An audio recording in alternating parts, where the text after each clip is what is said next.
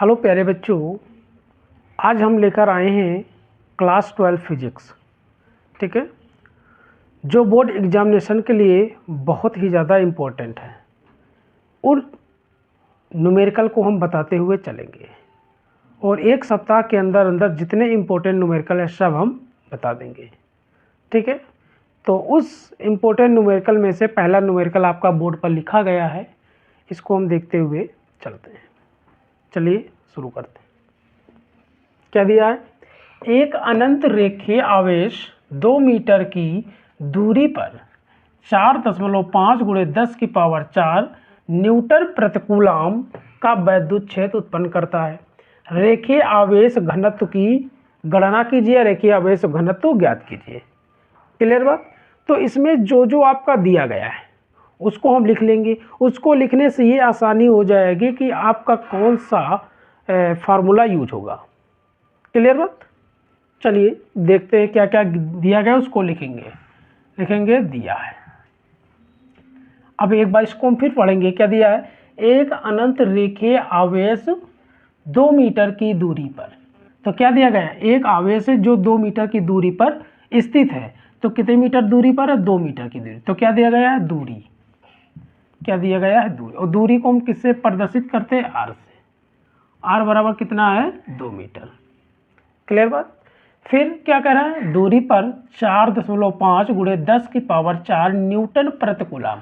और न्यूटन प्रतिकूलाम किसका मात्रक होता है?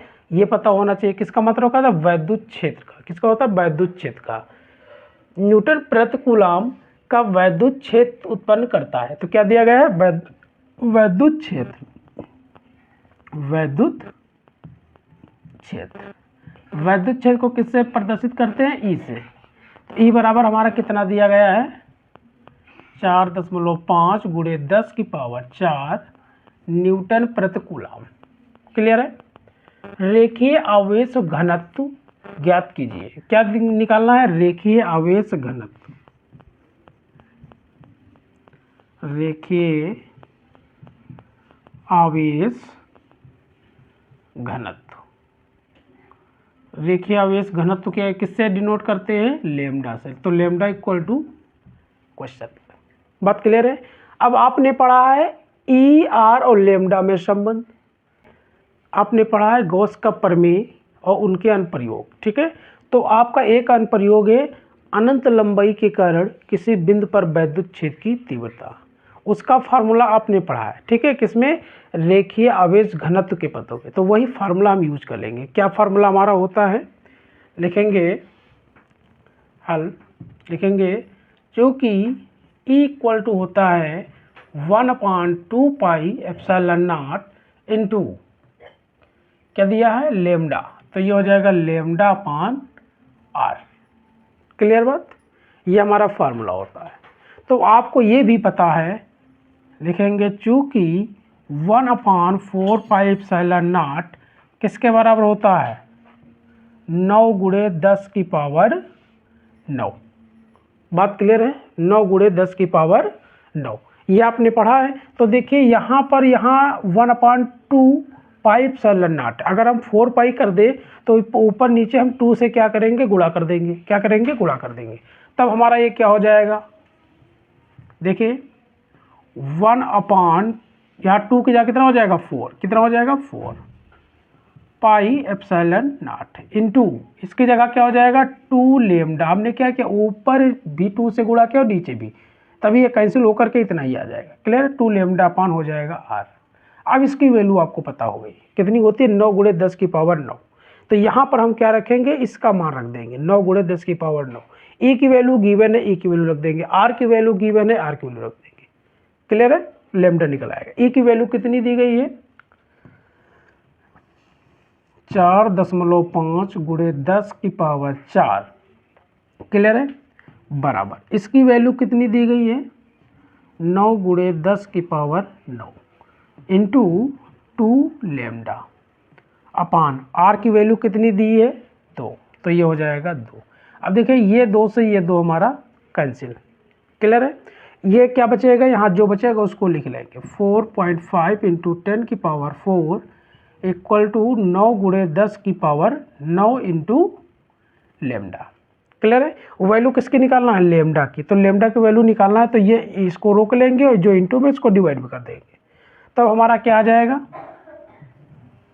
यहाँ क्या हो जाएगा, ये इस लेमडा को इस साइड में लिख रहे हैं, कोई प्रॉब्लम।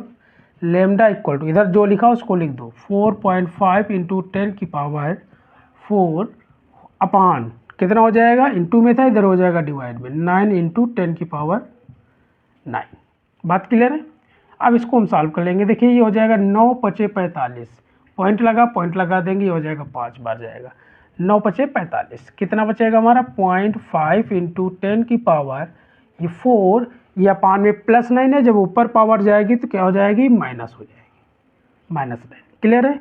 तो ये लेमडा बराबर हमारा क्या हो जाएगा, 0.5 गुणे 10 की पावर -5।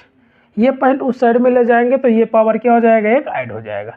जब ये ध्यान दीजिए, जब अगर हम लेफ्ट से डेसिमल राइट को ले जाते हैं, मतलब बाएं पक्ष से दाएं पक्ष की ओर ले जाते हैं, तो दशमलव हमारा मतलब जो पावर होगी वो क्या होगी, एक माइनस हो जाती है, मतलब घट जाती है।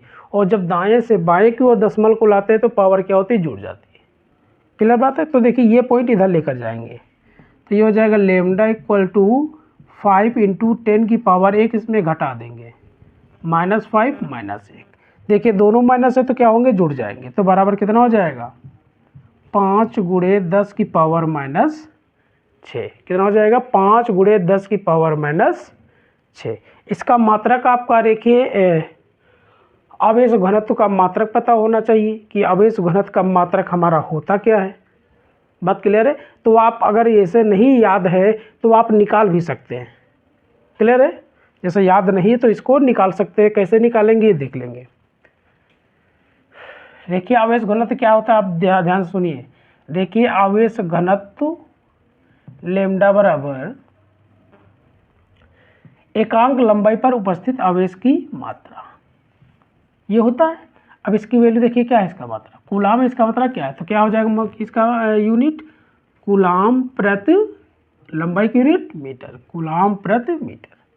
बात समझे? इससे हम क्या करेंगे आपको पता है। देखिए आवेश घनत्व क्या होता है, एकांक लंबाई पर उपस्थित आवेश की मात्रा क्या कहलाता है, रेखीय आवेश घनत्व कहलाता है। इस प्रकार से अगर आपका ये मात्रक नहीं याद है, नहीं पता है, तो वैसे निकाल लेंगे। आपको ये पता है Q equal to lambda equal to Q upon L होता है। क्यू का मात्रा क्या होता है, कूलाम, लंबाई का मात्रा क्या होता है, मीटर, तो ये हो जाएगा कूलाम प्रति मीटर।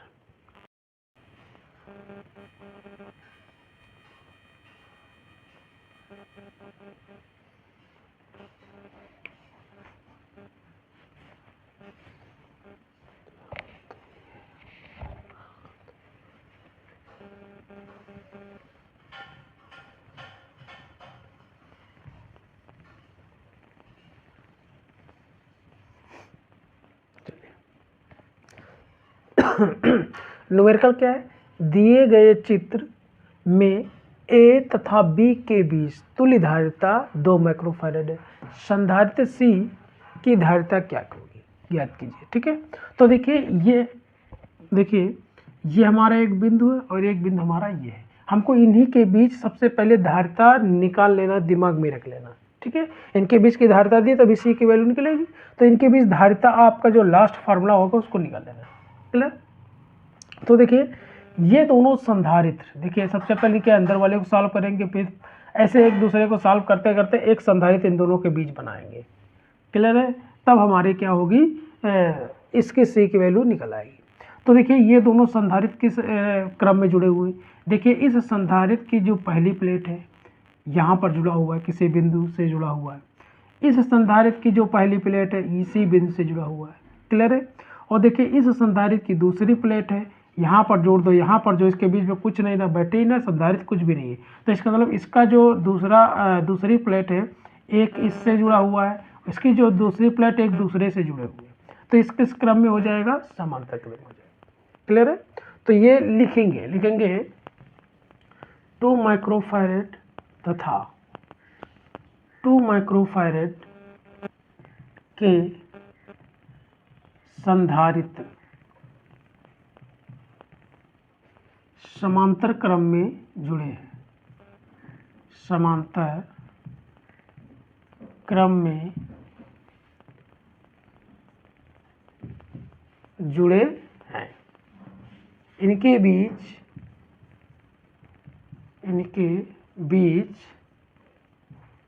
तुल्य धारिता, इनके बीच टोटल धारिता हमारी क्या होगी, तो उसको मान लेंगे क्या, C1। क्या मान लेंगे, C1। अब समांतर क्रम का फार्मूला पता होना चाहिए। समांतर का फार्मूला क्या था, C1 + C2। तो यहाँ कितना आया, 2 माइक्रोफैरड, 2 माइक्रोफैरड और 2 माइक्रोफैरड। तो क्या हो जाएगा यहाँ पर, C1 की जगह 2 माइक्रोफैरड और प्लस दूसरा संधारित्र 2 माइक्रोफैरड। बात क्लियर हुई।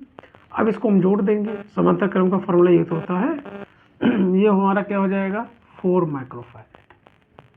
क्लियर है, यहाँ लिख लेना समांतर क्रम का, C बराबर हमारा क्या होता है, C1 + C2। क्लियर है, तो हमने इसके बीच धारिता को C1 मान लिया, इससे कोई प्रॉब्लम नहीं ना। तो यहाँ C की जगह हमने C1 माना और C1 की जगह 2 माइक्रोफैरड है और C2 की जगह 2 माइक्रोफैरड। क्लियर है, तो ये हमारा ग्राफ चेंज हो जाएगा, ये एक संधारित्र बना लेगा। कैसे बन जाएगा ये देखना, ये हो जाएगा हमारा, जैसे बना है बेटा वैसे बनाना है। ए है, ये संधारित्र हो गया एक, दूसरा संधारित्र ये बना, इसको बना लो, ये बन गया, ये हो गया। अब ये दो संधारित्र एक संधारित्र बनाएंगे, तो उसको एक संधारित्र कहीं भी बना सकते हैं, यहाँ पर बना दो एक। क्लियर है, इधर का जो इसे बना वैसे बना लो इस प्रकार से, और ये हमारा हो जाएगा बी बिंदु। बात क्लियर हुई। अब देखिए ये हमारा संधारित्र इस प्रकार से बन जाएगा, जैसे जो लिखा उसको लिख देंगे, 4 माइक्रोफैरड और ये कितना आया, C1 बराबर कितना आया, 4 माइक्रोफैरड। क्लियर है। अब देखिए ये कितना है, 2 माइक्रोफैरड। अब देखो इनका सिस्टम देखिए क्या है, देखिए ये दोनों जो संधारित्र हैं किस क्रम में जुड़े हुए, श्रेणी क्रम में। कैसे जुड़े ये भी जान लो। देखिए ये हमारा इसकी प्लेट, पहली प्लेट इससे, इसकी दूसरी प्लेट इससे, तीसरी प्लेट किसी दूसरे बिंदु से, और इसमें देखिए इसका कनेक्शन अलग से है, तो इसका नहीं देखेंगे अभी, अब केवल इन दोनों को देखेंगे। तो लिखेंगे 4 माइक्रोफैरड और C1 किस क्रम में जुड़े हुए, श्रेणी क्रम में। किसमें, श्रेणी क्रम में। ये अलग बिंदु से जुड़ा हुआ है, ये तीसरे मतलब संधारित्र से जुड़ा हुआ है, इसलिए ये किस क्रम में हो जाएंगे, श्रेणी क्रम में। तो क्या लिखेंगे, लिखेंगे 4 माइक्रोफैरड तथा C1 श्रेणी क्रम में के संधारित्र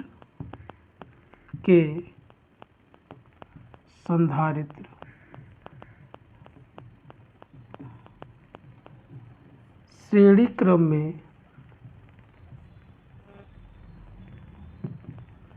जुड़े हैं, इनके बीच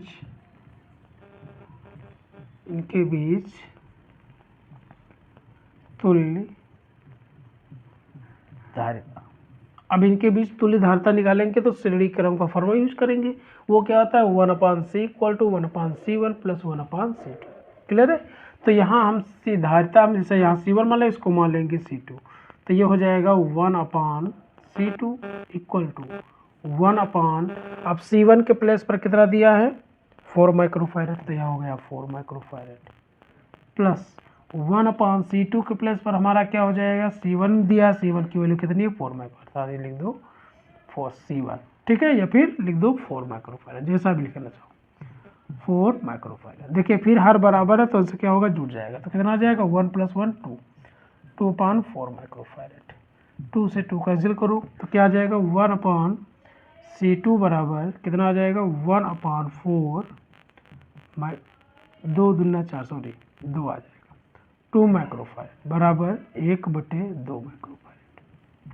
C2 को निकालो, क्रॉस मल्टीप्लाई कर देंगे, C2 को 1 से करेंगे तो ये जाएगा C2 बराबर 2 माइक्रोफैरड को 1 से करेंगे 2 माइक्रोफैरड। अब ये ग्राफ फिर कन्वर्ट हो जाएगा, फिर चेंज हो जाएगा, ये दोनों मिल करके एक संधारित्र का निर्माण फिर कर लेंगे। क्लियर बात, ये दोनों मिल करके एक संधारित्र का निर्माण कर लेंगे। अब उसको फिर हम देखते हैं। क्लियर, चलिए ये नोट कर लो, इरेज कर दे।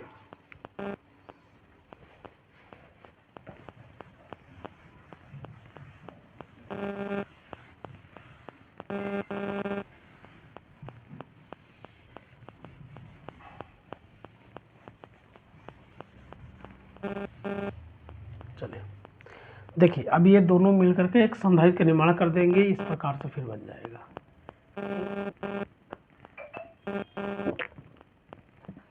कहीं भी बना सकते हो, इधर का जैसे बना सब बना लो, यहाँ बना लो, जहाँ भी बनाना आप चाहो।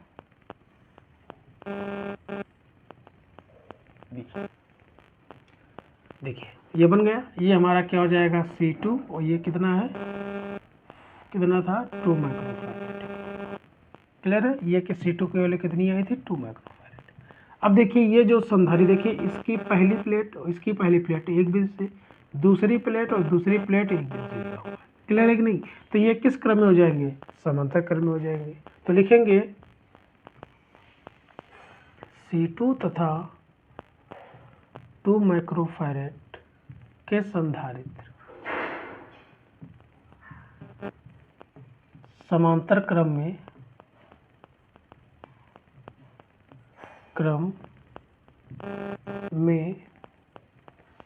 जुड़े हैं,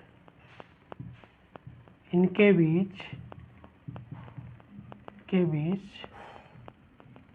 तुल्य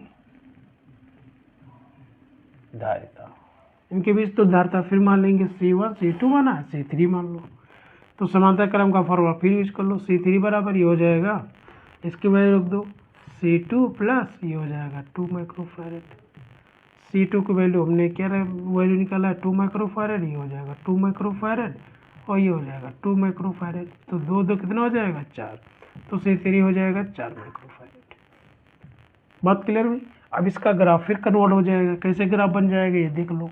अब दोनों संधारित्र मिलकर के एक संधारित्र बनाएंगे तो हमारा क्या बच जाएगा, ये बिंदु ए हो गया, ऐसे बन जाएगा, एक ये हो गया, दोनों मिलकर एक बना लेते हैं, एक और संधारित्र बना दे इस प्रकार से, और ये हो जाएगा बिंदु बी, ये हो जाएगा C3 बराबर 4 माइक्रोफैरेड और ये हो जाएगा C। ठीक है, अब इन दोनों के बीच कितनी धारिता हमारी दी गई है, दी गई है कितना 2 माइक्रोफैरेड की धारिता। इनके बीच की टोटल धारिता कितनी है 2 माइक्रोफैरेड। क्लियर? ये ग्राफ आपका कन्वर्ट हो गया इस प्रकार से। अब इस लिखेंगे ए तथा बी के बीच की तुल्य धारिता, ये किस क्रम में जुड़े हुए, फिर वही प्रक्रिया, ये अलग बिंदु से है, ये अलग बिंदु से, तो इसका किस क्रम में हो जाएंगे, श्रेणी क्रम में हो जाएंगे। तो लिखेंगे C तथा C3 श्रेणी क्रम में जुड़े हुए हैं। तो अब इनके बीच तुल्य धारिता निकालो,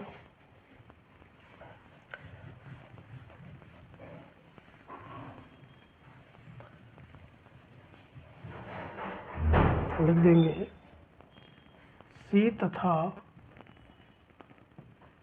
C3 के संधारित्र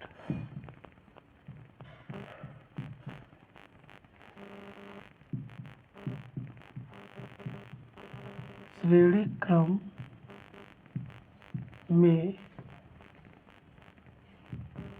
जुड़े हैं, इनके बीच